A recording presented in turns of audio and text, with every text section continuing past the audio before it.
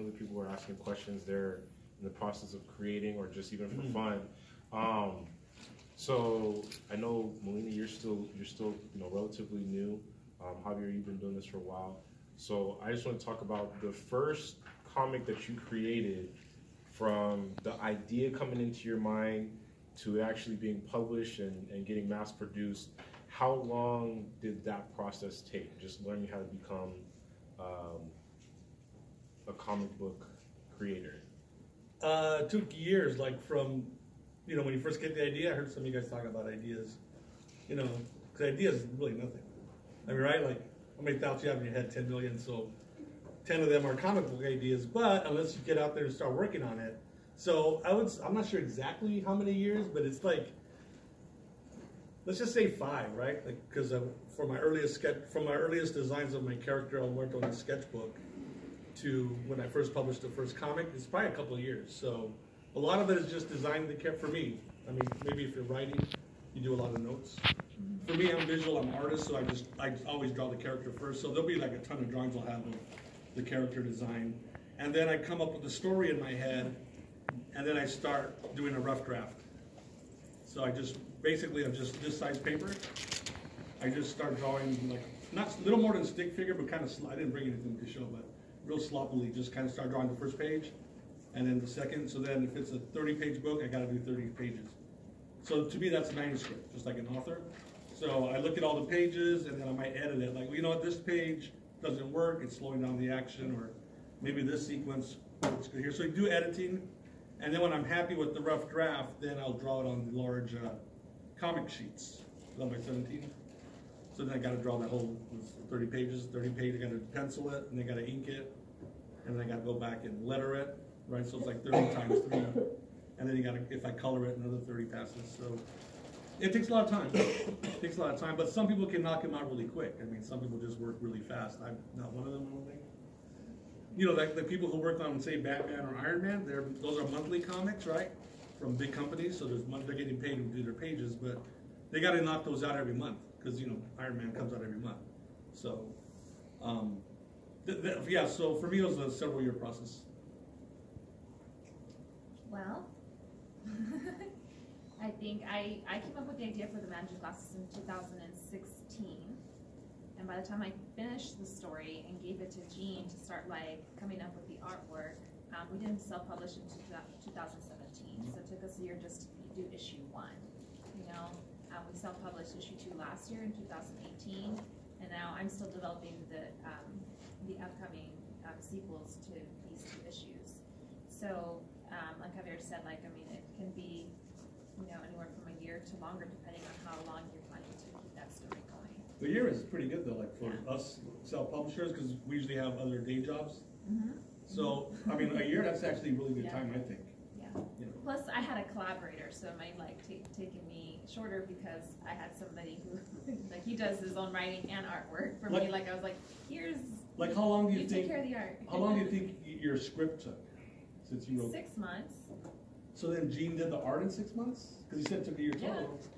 Wow, that's really good. That's a pretty fast artist. I mean, all things considered, that's pretty good. So, who's actually in the middle of maybe, or at least really serious about starting the comic? Okay, cool, that's great. Who's printed a comic already? Anybody done a comic here yet?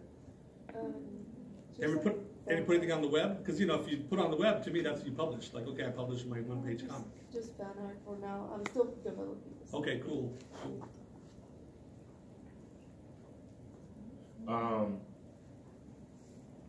There's a few people in here that have actually never been to a Comic-Con event. Some of them have been to probably Long Beach, some of them have been to different ones.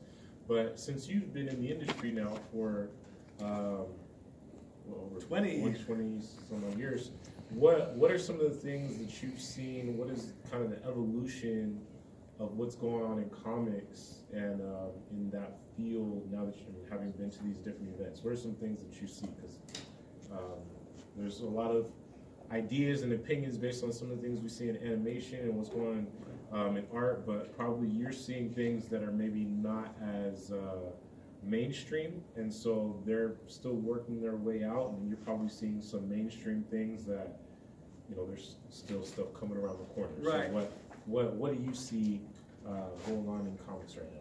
Yeah, I mean, the main thing I think, like when you said convention, like I was thinking conventions from 98 to 2019, is there's like an explosion of them. I mean, there's just way more. I mean, just here in our area, right? You said Long Beach, there's LA Comic Con, there's one in Ontario, there's one I think in Inland Empire.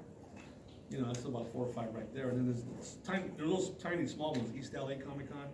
So there's a huge demand for Comic Cons. Maybe, you know, it's funny, maybe not so much comics, because comics, I think the big point, like sales-wise, just on sheer volume, was like probably the 90s, where people were just going crazy buying like everything they could find, and people just printing anything they could make. Right? But the culture, like for the, you know, the public, the culture of comic books, I think a lot of it's obviously the movies, you know, the comic book movies, which are huge.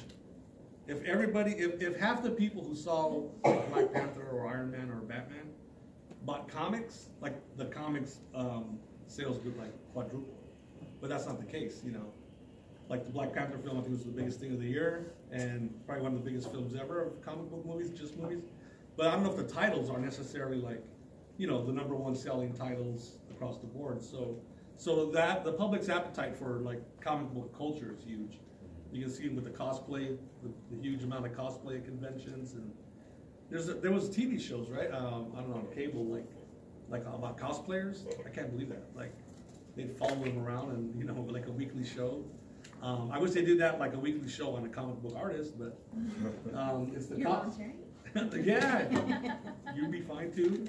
No. But like the culture, what I call the culture of comics, is just huge. I go to Target and look at all the superhero T-shirts. I mean, so that's what I think is to be the biggest thing, just like this huge appetite for the general idea of comic book culture. But on the indie one, you know, and on the small indie scene, there's a lot more. The huge difference between then and now, there's a lot more like. Yeah, what would you call it? Like, so I'm the co-founder of the Latino Comics Expo, and there's probably about, I don't know, maybe 6, 8, 9, 10 like black comic cons, like just focused on black creators, you know, all over the country. So I'm seeing a lot more of, I guess, culturally specific comic cons. Yeah, there's last year I think there was the first ever Native American Comic Con, I think in New Mexico. I went to a Women in Comics convention last year in New York. Yeah, and I think there's another one this Women year. of color in comics. Wow. Specifically. See, that's very specific. So Yeah. there's a lot more of that, very specific, like whatever you want to call it, cultural niche. So that's good too. So it's on the micro and the macro, right? The huge pop culture stuff, and then like the independent voices for, you know, communities that probably haven't been as representative or as visible in comics as before. So that is all good.